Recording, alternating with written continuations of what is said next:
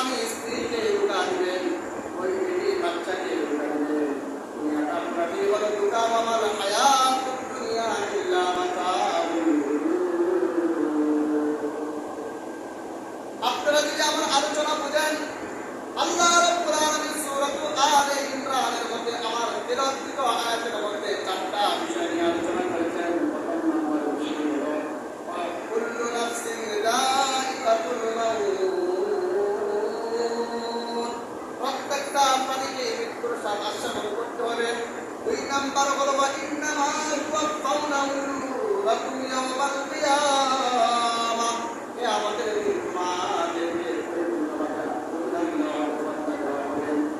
তিন নম্বরে ফামান যুহজিহা আনিন নার ওয়া উদখিলাল জান্নাতা ফাকাদ ফাজ, যে তাদেরকে জাহান্নাম থেকে বের করা হবে, জান্নাতে প্রবেশ করানো হবে, ফাকাদ ফাজ, সে ব্যক্তি কামিয়াব হবে। চার নম্বরে হলো ফামাল হায়াতুদ দুনিয়া ইল্লা মাতাউল